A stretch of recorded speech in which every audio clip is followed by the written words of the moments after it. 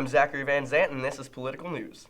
The Democratic primaries, if you haven't heard of it, is the election of which official will be nominee for the presidency for the Democratic Party. This year's front-running candidates were Bernie Sanders, Pete Buttigieg, Joe Biden, and Elizabeth Warren. Let's start with Sanders. Bernie has recently been accused by Miss Warren of having said in a private meeting that a woman could not hold office. When the debate started, the two spent a lot of their time on this subject. Bernie said, "It is incomprehensible that I would ever suggest that a woman could not maintain presidency in the United States." Another popular candidate is Joe Biden, who served as vice president under Barack Obama. He's the oldest running candidate for the Democratic Party right now at 76 years old. This age is swaying voters against him out of the fear that his age will jeopardize his ability to be a nominee. One interesting subject that rose during the debate was war. Each candidate had something different in mind than the last, and not one of the ideas was well liked.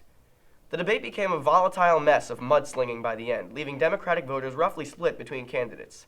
I'm Zachary Van Zant, and this is Political News.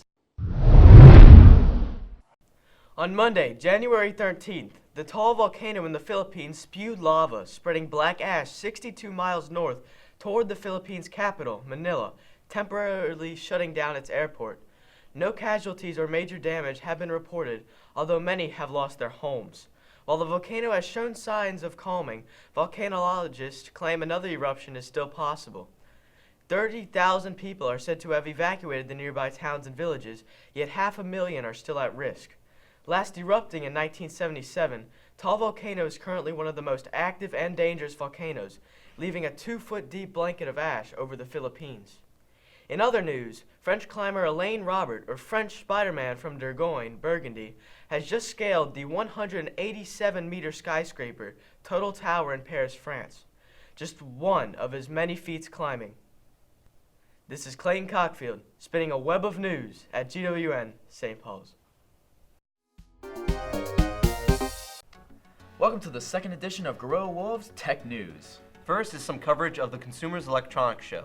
This year there was a wide variety of new tech gear, from even higher resolution and faster refresh rate monitors to advances in AI and robotics, and also a surprising amount of electric toothbrushes for some reason.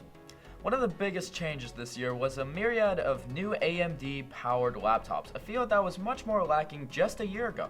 AMD has developed enough to start stealing Intel's market share in the mobile market. This is coupled with leaks of powerful new 4th-gen Ryzen processors, which is big because 3rd-gen Ryzen was only very recently released. Another big event was the launch of the Galaxy S10 Lite and Note 10 Lite, which are more affordable options for their regular 10th gen counterparts. Don't underestimate them though, as they will likely be very competitive with Samsung's flagship phones. Further, the Google Pixel 4a has also been revealed, so it is a good time for consumers buying reasonably priced smartphones. On creepier news, some other innovations have been released, such as an Alexa showerhead, Samsung's Project Neon, which is very lifelike Android, a hair loss prevention robot, and P-Bo, an AI robot that is advertised as always looking at you. Not even joking. One trend that seems to be growing is the advent of foldable screens. Most of you have probably heard about the Galaxy Fold, a revolutionary new device that offered the screen size of a tablet with the ability to put it in your pocket. While the Fold may have flopped multiple times, other manufacturers have jumped on the trend and are now producing some themselves.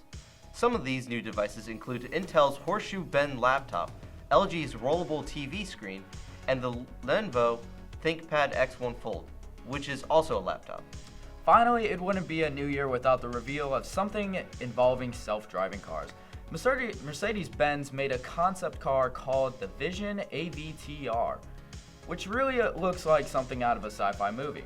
It doesn't have any doors, but it does have 33 bionic flaps, which supposedly supply the car with energy and cameras. It apparently looks like a bar of soap. And that's all the time we have for tech news today. Have a great day, St. Paul's. Hello and welcome to this week's episode of Gaming News, and also Happy National 115 Day. It's been going on for 2 years now. It's to celebrate 115 in honor of Call of Duty's Zombies. It's a day where all Zombies fans get to celebrate their favorite games. Now, today I have a very special guest with me to talk about the new Smash character. He has a little insight. This is Mr. Brick Zorns. Hello, Mr. Brock Zorns. Nice to meet you. Nice to meet you. So, I heard you got some insight about the new character. You mind explaining a bit to me? I did. The new character for DLC 5 in Smash Brothers is a character named Byleth, which is the main character you play as in Fire Emblem Three Houses. I never played that game. How is she / he? Well, Byleth is a cool character. Your character has a secret crest, which is basically a superpower that your character himself or herself only has. Byleth is also cool because she or he can get the Sword of the Creator, which is a chain-like sword that can extend to very far-reaching areas. So that being said, the character in Smash, while it may be another Fire Emblem character, is going to be interesting. Personally, I would like to see the sword character in some different form than we already have seen. Yeah, I would like maybe, an axe character or something that doesn't involve a sword, but we get what we get at this point. So, I got a little insight about the upcoming Call of Duty 115 Day. Did you know? So, as of I heard last year on 115 Day, Jason Blundell, the head at Treyarch and of the Zombies company, said next year he'll be releasing a little something special for us. It may be in the form of bonus content for all the fans, or it may be a DLC for all we know. But they still have a hidden DLC 5 on their way for BO4, but it might be pushed back due to Black Ops 5 being forced to come out next year. That's about all I have. Any thoughts? That's pretty cool. I mean, personally, I love the Zombies franchise and what they have done, except in Black Ops 3. But anyways, that's all I have too. Well, it was nice having you on the show, Brock. Thanks for having me. No problem. All right, this has been this week's Gaming News. I'm your host, Nick Dufresne. See you next time.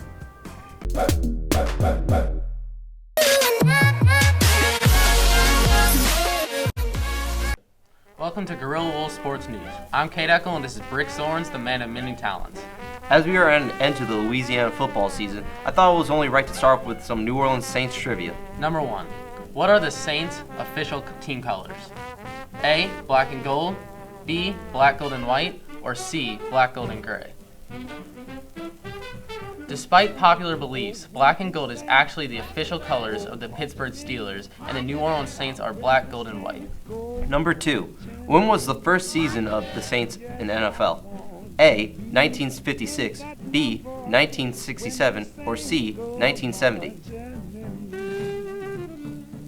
The correct answer is B. They played their first season in 1967 and only won 3 games. Number 3. What is the name of the New Orleans Saints mascot?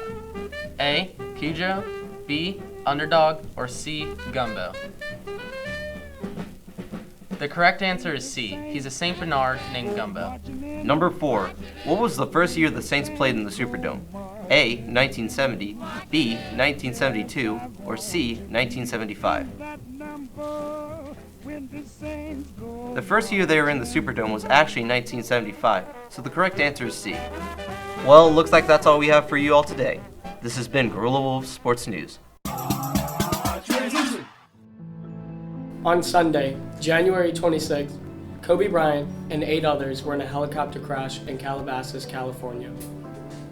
The aircraft was operating under special flight rules for bad weather and sadly ended in the helicopter going down. Federal investigators are looking into what happened to the helicopter when it crashed, but as of right now, all they know is that the helicopter was flying in extremely foggy and unsafe conditions. All 9 people died in the crash, including Bryant and his 13-year-old daughter, Gianna. May they all rest in peace.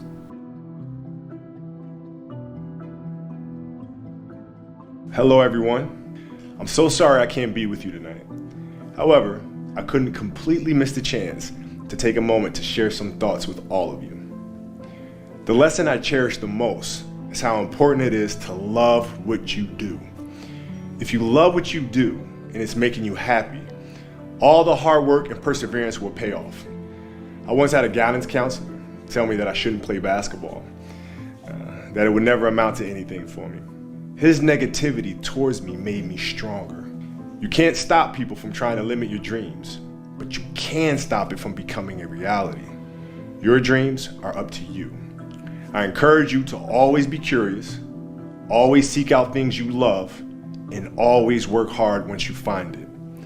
So with that, I'll let you carry on with your evening. Please know I'm thinking of you, supporting you, and encouraging you always.